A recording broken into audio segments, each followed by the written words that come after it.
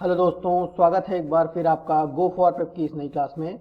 और आज हम प्रसिद्ध अरबी लेखकों और उनके बारे में जानकारी प्राप्त करेंगे। दोस्तों, अरबी यात्री 8वीं शताब्दी के बाद भारत की ओर आकर्षित हुए थे। प्रारंभिक अरब लेखकों ने भारत के इतिहास के बारे में लिखने के स्थान पर यहाँ के निवासियों और देश के बारे में अधिक लिखा है। दोस्तों, अगर हम बात करें प्रमुख अरबी लेखकों के बारे में तो सबसे पहले जो नाम आता है वो है अल बरूनी का। दोस्तों, अल बरूनी का असली नाम मोहम्मद बिन अहमद था और उसको भारतीय इतिहास का पहला जानकार कहा जाता था। दोस्तों, अल बरूनी का जन्म 15 सितंबर 973 ईस्वी को हुआ था। दोस्तों, अल बरूनी एक फारसी विद्वान लेखक, वैज्ञानिक, धर्मज्ञ तथा विचारक था। वह महमूद गजनवी के साथ भारत आया था। दोस्तों, ये एक बहुत ही इंपॉर्टेंट क्वेश्चन है कि अल बरूनी किसके साथ भारत आया था, तो इसका उत्तर होता है महमूद गजनवी। दोस्तों, अल बरूनी की रचनाएं अरबी भाषा में हैं, पर उसे अपनी मातृभाषा फारसी के अलावा 3 और भाषाओं का ज्ञान था, जो कि हैं सीरियाई भाषा, संस्कृत भाषा और यूनानी भाषा।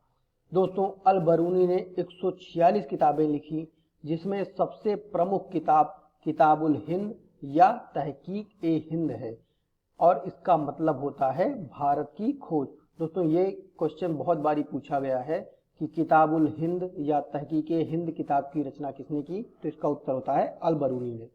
दोस्तों, अल बरूनी चिकित्सा विशेषज्ञ था और भाषाओं पर भी उसका अच्छा अधिकार था। इसके साथ ही साथ वह एक मशहूर गणितज्ञ, भूगोलवेत्ता, कवि, रसायन वैज्ञानिक और दार्शनिक भी था। दोस्तों, उन्होंने ही धरती की त्रिज्या अर्थात रेडियस नापने का एक आसान फार्मूला पेश किया था। इसके अतिरिक्त बरूनी ने यह भी साबित किया था कि प्रकाश की गति ध्वनि की गति से अधिक होती है। दोस्तों, अल बरूनी के बाद जिस फारसी लेखक का नाम सबसे ज्यादा इतिहास में लिया जाता है वह है इब्न बतूता का। दोस्तों, इब्न बतूता मुसलमान यात्रियों में सबसे महान था। उसने लगभग 75,000 मील की यात्रा की थी और इतना लंबा भ्रमण उस युग के शायद ही किसी अन्य यात्री ने किया हो। दोस्तों, इब्न बतूता एक अरब यात्री, विद्वान तथा लेखक था। उत्तरी अफ्रीका के मोरक्को प्रदेश के प्रसिद्ध नगर तांजियर में 24 फरवरी 1304 ईस्वी को इब्न बतूता का जन्म हुआ था। दोस्तों, इब्न बतूता 1333 ईस्वी में सुल्तान मोहम्मद तुगलक के राज्यकाल में भारत आया था। दोस्तों, यहाँ पर जो आपसे क्वेश्चन पूछा जा सकता है वो ये है कि इब्न बतूता किसके राज्यकाल में भारत आया था, तो इसका उत्तर होता है सुल्तान मोहम्मद तुगलक। और कब आया था? 1333 ईस्वी में, अर्थात उसकी उस वर्ष उम्र लगभग 29 वर्ष की थी। दोस्तों, भारत के उत्तर पश्चिम द्वार से प्रवेश करके इब्न बतूता सीधा दिल्ली पहुंचा, जहां मोहम्मद तुगलक ने उसका बड़ा आदर और सत्कार किया और उसे राजधानी का काजी नियुक्त किया। काजी मतलब उस समय का न्यायाधीश।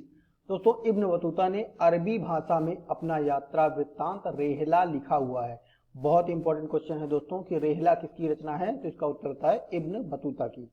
दोस्तों, हम आशा करते हैं कि यह वीडियो आपको पसंद आया होगा और हम आईएएस पीसीएस से रिलेटेड बहुत सारे क्वेश्चन और आंसर्स अपने यूट्यूब चैनल पर अपलोड कर रहे हैं, तो आप हमारे यूट्यूब चैनल को सब्सक्राइब कीजिए ताकि वो जानकारी आपको जल्द से जल्द प्राप्त हो सके। इसके अलावा गवर्नमेंट एवं कॉम्पिटिटिव एग्जाम संबंधित किसी मटेरियल के लिए आप हमारी वेबसाइट www.goforprep.com विजिट कर सकते हैं। Thanks for watching this video.